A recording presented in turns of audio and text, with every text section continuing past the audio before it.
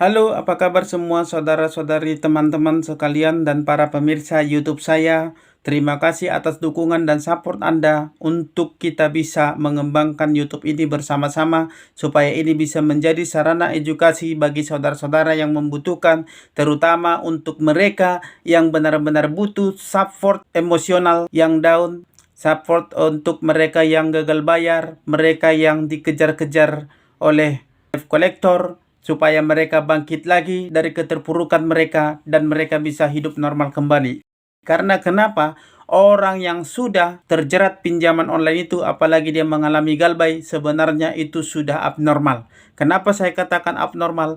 Karena yang biasanya hidup Anda tadi santai dan tenang, sekarang Anda sudah dikejar-kejar oleh yang namanya teroran dari para debt collector, makian, bahkan cacian, bahkan ancaman fisik daripada debt collector. Bahkan beberapa hari yang lalu, ada di kolom komentar video saya yang mengatakan bahwa dia diteror oleh debt collector dengan cara mengirimkan orderan Gojek fiktif atau GoFood ya, dengan mengirimkan makanan ke nasabah tersebut. Sehingga itu menambah stres nasabah tersebut. Dia harus membayar makanan-makanan mahal yang diorder secara fiktif oleh para debt collector yang tidak bertanggung jawab dan tidak tahu siapa yang mengorder. Yang jelas itu adalah perbuatan para debt collector.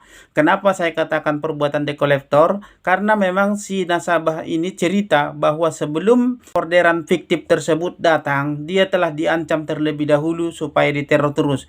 Bahkan dia katanya diancam untuk ditemui di jalan atau dicegat di jalan, dan kalau tidak bisa bayar maka akan dilakukan kekerasan terhadap nasabah tersebut. Nah, ketakutan-ketakutan seperti ini tentu membuat hidup Anda tidak normal lagi. Inilah salah satu yang akan kita bahas di video ini ya, apa-apa saja yang akan terjadi. Nah, oleh karena itu kita mulai pembahasannya.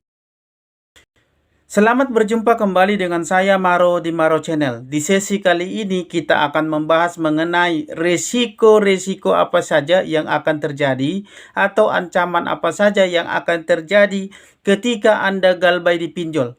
Nah, bagi Anda yang sudah galbay di pinjol, Anda jangan lanjutkan lagi dan Anda jangan tergiur lagi untuk meminjam atau untuk gali lubang tutup lubang untuk menutupi cicilan hutang pinjol yang satu. Anda buka lagi pinjol yang lain dan lagi dan terus menerus. Jangan Anda lakukan hal seperti itu. Karena hal seperti itu tidak akan menyelesaikan masalah. Dengan meminjam ke pinjol lain untuk menutupi angsuran pinjol yang satu, Anda tidak akan selesai masalah. Justru itu akan membuat Anda semakin dalam dan semakin dalam terjebak lagi di lingkaran setan yang namanya pinjaman online.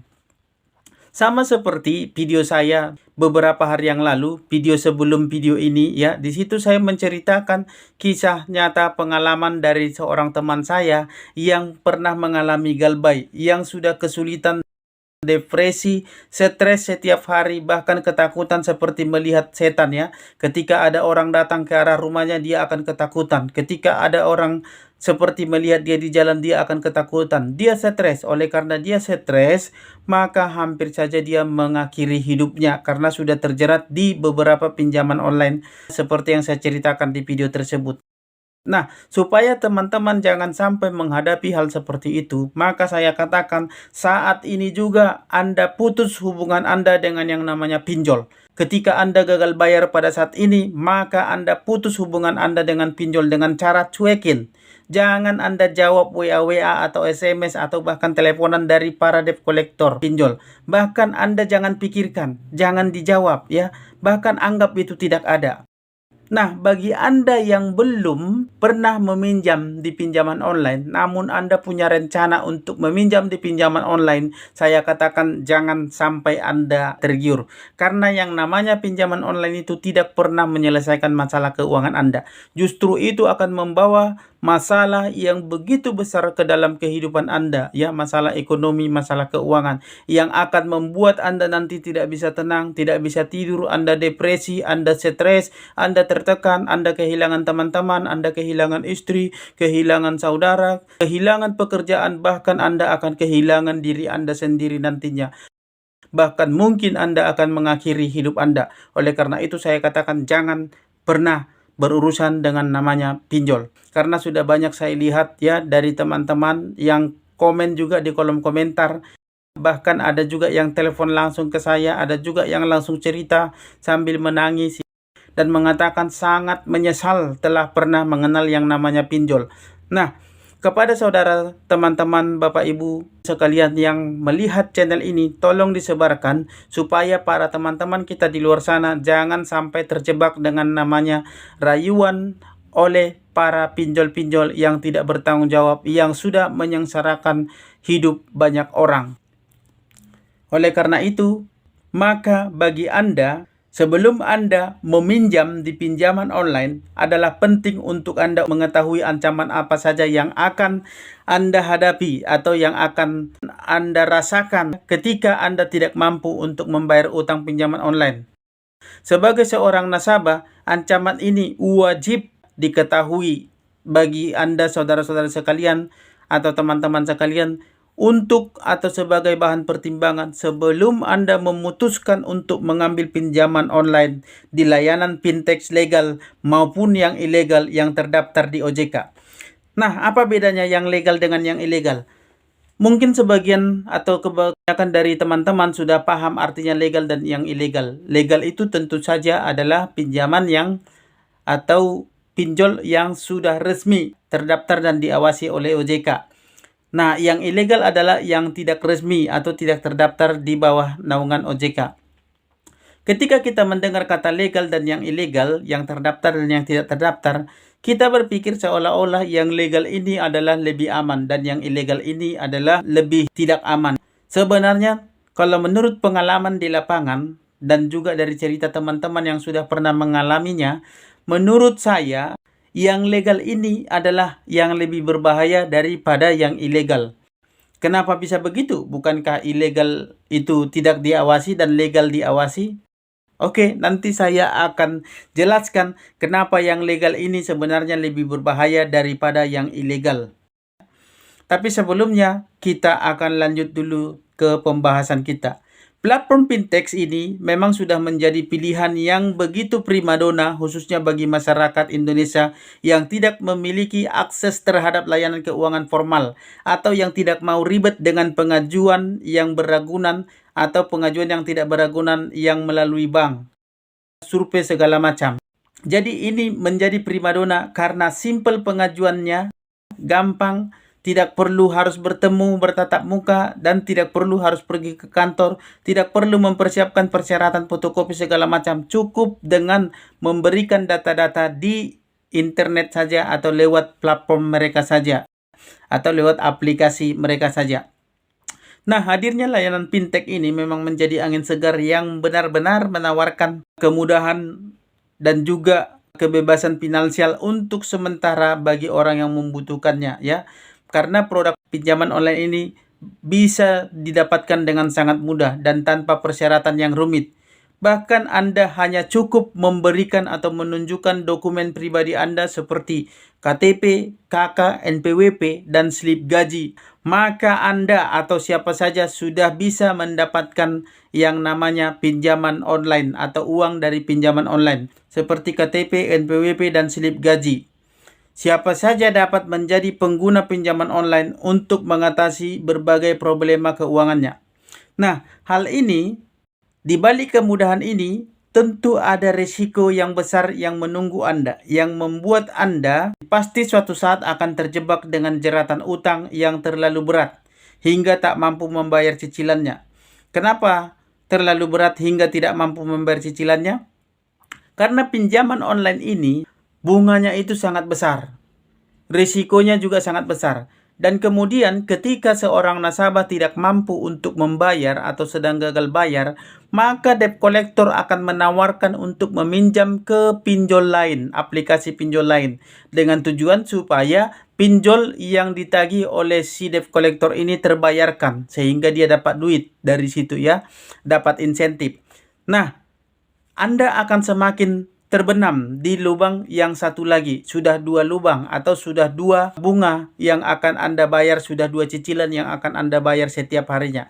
Nah, ketika Anda gagal bayar di pinjol kedua, maka otomatis pinjol kedua ini akan menawarkan lagi, debt collectornya akan menawarkan lagi kepada Anda untuk mencari dana talangan atau meminjam ke pinjol lain lagi supaya pinjol yang kedua ini tertutupi dan yang ketiga juga tertutupi. Nah, ketika Anda juga gagal bayar di pinjol yang ketiga, ya ini Anda sudah semakin berat nih ya. Anda sudah semakin berat karena sudah ada beberapa yang harus Anda tanggung setiap hari. Sudah 3 kali beban berat ya. Nah, ketika Anda tidak mampu bayar di pinjol ketiga pun debt collectornya akan menawarkan kepada Anda seperti itu. Makanya tidak heran di video sebelumnya yang saya ceritakan tentang pengalaman teman saya yang pernah meminjam di pinjol, itu seperti itu. Dia bisa gagal bayar hingga 15 pinjol. 15 pinjol sekaligus. Bayangkan berapa banyak teroran yang dia rasakan atau yang dihadapi setiap hari. Dan itu sangat menyusahkan dan meresahkan dalam hidupnya. Sehingga dia kehilangan teman, kehilangan semangat, kehilangan pekerjaan, bahkan dia hampir saja kehilangan hidupnya oleh karena tekanan-tekanan dari para debt collector pinjol tadi. Bayangkan 15 pinjol sekaligus gagal bayar ya. Nah, sebagaimana berita-berita yang tersebar belakangan ini di media sosial, tentu saja ada beberapa ancaman dan risiko yang akan mengintai Anda kalau sampai Anda tidak mampu melunasi cicilan pinjaman online. Atau dengan istilah yang biasa disebut dengan kata gagal bayar. Nah, ketika Anda tidak mampu untuk membayar ini, maka ancaman ini Anda sudah siap-siap ya. Anda sudah harus siap untuk menghadapinya. Bagi Anda yang sudah terlanjur mengambil pinjaman online dan masih menunda pembayarannya, Anda perlu pahami beberapa risiko yang akan timbul akibat galbay. Ini berlaku untuk yang pinjaman online yang legal ya, yang terdaftar di bawah pengawasan OJK. Berikut adalah beberapa risiko yang bisa muncul akibat Anda galbay di pinjol. Yang pertama adalah Anda akan masuk ke dalam blacklist atau yang disebut dengan SLIC OJK. Setiap kali Anda mengajukan pinjaman online, Anda pasti akan dimintai data-data untuk mereka input ke aplikasi mereka, yaitu sebagai syarat kepada fintechnya supaya mereka bisa memproses pinjaman Anda. Nah, dokumen tersebut biasanya meliputi seperti KTP, KK, NPWP, akun internet banking, dan juga slip gaji. Dengan adanya persyaratan ini, maka persyaratan ini akan dipakai untuk mengetahui data-data pribadi Anda, seluruh kegiatan Anda, bahkan relasi-relasi Anda lewat kontak, dan mereka akan bisa mengakses semua kontak di smartphone Anda dan apa yang Anda lakukan setiap harinya. Dari situ juga mereka akan mengetahui alamat rumah Anda, pekerjaan Anda, bahkan alamat kantor Anda, bahkan nomor kontak orang-orang yang terdekat, dan bahkan SMS yang Anda kirim atau WA yang Anda kirim pun mereka bisa lihat. Nah, ketika atau jika Anda tidak mampu melunasi cicilan pinjaman online, maka Anda harus bersiap-siap untuk menerima konsekuensi berupa data pribadi dilaporkan ke OJK dan masuk ke dalam daftar hitam layanan pinjaman, yaitu BI Checking. Jangan hal ini Anda anggap remeh. Kenapa? Karena begitu Anda masuk ke dalam daftar hitam, itu artinya Anda akan kesulitan, terutama atau khususnya di bagian finansial atau keuangan. Bahkan Anda tidak mungkin untuk bisa lagi mendapatkan bantuan finansial dari lembaga keuangan seperti bank, leasing, dan jasa keuangan lainnya yang ada di Indonesia.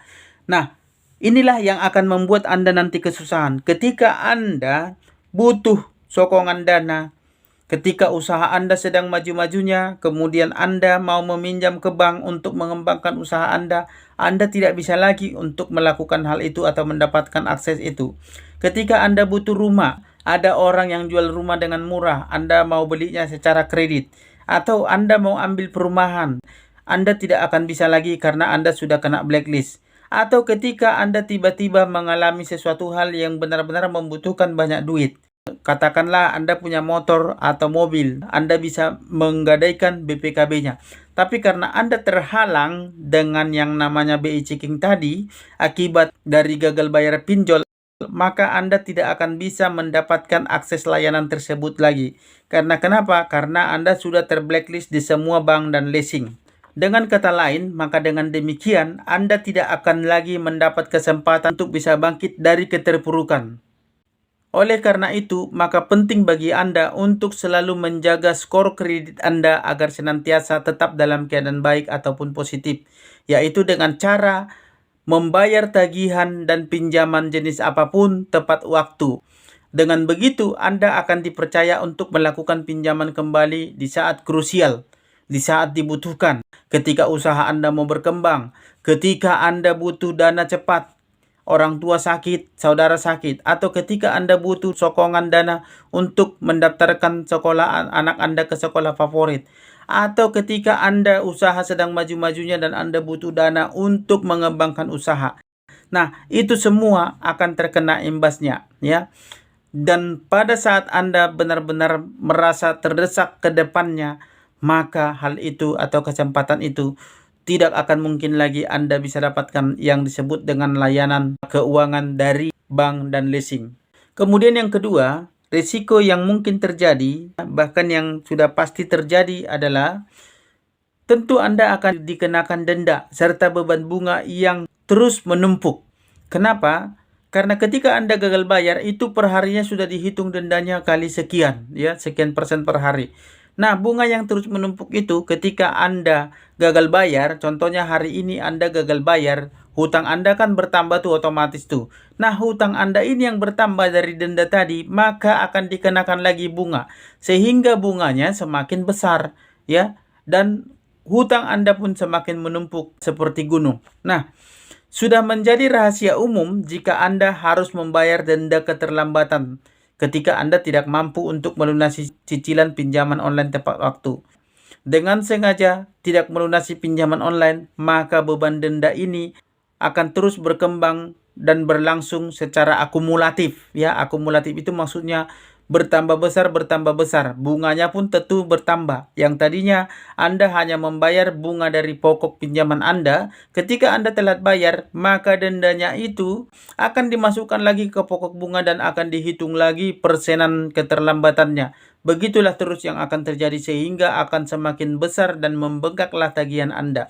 Nah, hal ini yang akan membuat utang Anda akan semakin menumpuk. Ditambah lagi dengan beban bunga yang tergolong tinggi. Tidak butuh waktu lama untuk jumlah pinjaman online Anda akan membengkak hingga akhirnya nyaris mustahil untuk Anda bisa melunasi hutang tersebut. Sebagai solusinya, saat cicilan pinjaman online makin sulit untuk dilunasi, Anda dapat mengajukan keringanan bunga atau memperpanjang tenornya.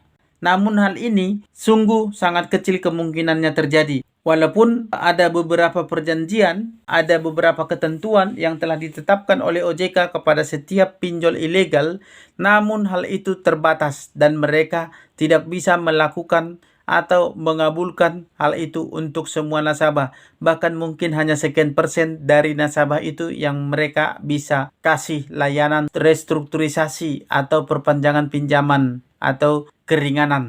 Jika berdasarkan aturan OJK yang diberlakukan, maka bunga dan juga denda keterlambatan yang dikenakan maksimal berada di angka 0,8% per harinya. Lumayan besar juga ya, 0,8% per harinya. Selain itu, jumlah denda keterlambatan maksimal yang bisa dikenakan adalah 100% dari jumlah pokok pinjaman. Sebagai contoh, saat Anda meminjam dana sebesar 3 juta, dan menunggak dalam kurun waktu tertentu, maka jumlah dana yang harus dikembalikan adalah 2 kali lipat, yaitu 6 juta. Wow. Namun, aturan ini hanya berlaku pada fintech dan layanan pinjol yang legal dan terdaftar di OJK. Jadi, jangan heran jika ada korban pinjaman abal-abal yang harus membayar tagihan melebihi dari 100% dari pokok pinjaman yang diajukan dahulu. 3. Kejaran para debt collector yang meresahkan. Nah, ketika Anda gagal bayar, yang ketiga yang akan Anda terima risikonya adalah tentu kejaran para debt collector yang meresahkan, yang meneror Anda setiap hari, setiap waktu, bahkan setiap menit ya, dan mengganggu kehidupan pribadi Anda. Karena biasanya fintech memiliki prosedur yang ketat namun teratur dalam hal menanggulangi masalah peminjaman dan nasabah yang gagal bayar dan lari dari tanggung jawab untuk membayar cicilan. Aturan mengenai prosedur penagihan oleh fintech ini diatur oleh AFVI atau Asosiasi Fintech Pendanaan Bersama Indonesia. Pada awal proses penagihan, nasabah hanya akan diingatkan melalui pesan singkat seperti SMS, email, maupun telepon. Namun jika masih belum dibayar juga, maka tim kolektor akan melakukan penagihan ke rumah peminjam ataupun menghubungi nomor kontak orang terdekatnya. Nah, jika Anda dalam sekian waktu terus-menerus tidak mampu untuk melunasi hutang Anda, maka hal ini tentu akan menjadi risiko besar yang akan mengganggu aktivitas sehari-hari Anda. Dan orang terdekat Anda pun akan juga terkena imbasnya, serta membuat hidup menjadi tidak tenang. Itu adalah untuk aturan yang legal. Nah, tadi saya sudah katakan bahwa aturan yang legal dengan yang ilegal itu, mungkin orang beranggapan bahwa yang legal itu lebih aman dan yang ilegal itu lebih tidak aman. Kalau menurut pengalaman yang sudah saya alami, ya, maksudnya yang sudah saya dengarkan dari beberapa teman yang curhat kepada saya, yang cerita kepada saya mengenai pinjaman online, ya, biasanya yang mereka alami adalah pinjaman online yang terdaftar atau di bawah pengawasan OJK ini biasanya lebih berbahaya. Kenapa saya bilang lebih berbahaya? Karena mereka ini punya penagih-penagih yang tidak jelas. Katakanlah ketika Anda gagal bayar, maka akan ada penagih-penagih yang tidak jelas yang menelepon Anda, yang mengirimkan WA ke Anda, yang mengirimkan SMS ke Anda dengan makian, cacian, bahkan dengan ancaman-ancaman, ya. Bahkan ada perbuatan-perbuatan yang merugikan nasabah yang mereka lakukan. Namun dalam hal mengirim SMS, WA, atau telepon, mereka tidak akan menyebutkan nama aplikasi mereka. Mereka hanya akan mengancam saja. Dengan sesuka hati, mereka melontarkan kata-kata pengancaman, kata-kata yang membuat nasabah stres, dan juga perbuatan-perbuatan yang membuat nasabah stres. Seperti yang saya katakan tadi, yaitu mengirimkan orderan fiktif ke si nasabah supaya si nasabahnya merasa tidak tenang, atau dengan tujuan supaya nasabahnya takut. Namun dalam hal perbuatan mereka ini, pinjol legal ini tadi, ya, mereka tidak menyebutkan nama aplikasi mereka. Nah, sementara pinjaman ilegal, ya, pinjaman yang tidak takut dengan yang namanya OJK, karena mereka tidak di bawah pengawasan OJK, ya, mereka akan langsung mengatakan nama. Biasanya mereka akan langsung mengatakan nama, ya, aplikasi mereka. Nah, hal ini tentu lebih aman, kita tahu siapa yang meneror kita. Nah, kalau yang legal tadi kita tidak tahu siapa yang meneror kita. Makanya saya katakan tadi di awal, lebih berbahaya sebenarnya yang legal daripada yang ilegal. Nah, risikonya pun legal itu 1, 2, 3 yang sudah saya sebutkan tadi ada risikonya. Antara lainnya yaitu tadi Anda akan terkena BI checking. Yang kedua, bunga yang relatif besar. Dan yang ketiga adalah teroran para debt collector yang akan selalu meneror Anda. Nah, kalau di pinjaman ilegal itu jelas, ya. Jelas siapa mereka, siapa yang meneror Anda, siapa yang mengirimkan SMS ke Anda, walaupun dengan kata-kata kasar, karena mereka tidak takut dengan yang namanya OJK. Nah, sementara di pinjaman yang legal, mereka akan mengucapkan kata-kata yang lebih kasar lagi biasanya, ya.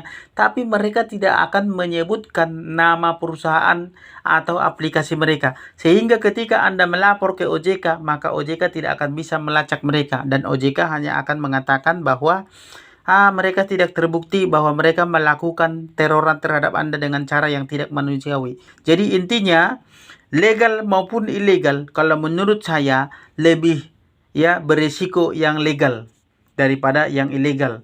Dan ini sudah terbukti dari pernyataan atau cerita beberapa teman yang sudah mengalami gagal bayar. Oke, demikian risiko-risiko ketika Anda gagal bayar di pinjaman online yang bisa saya sampaikan. Semoga hal ini bermanfaat bagi Bapak, Ibu, Saudara-saudara sekalian. Dan akhir kata saya ucapkan salam sahabat.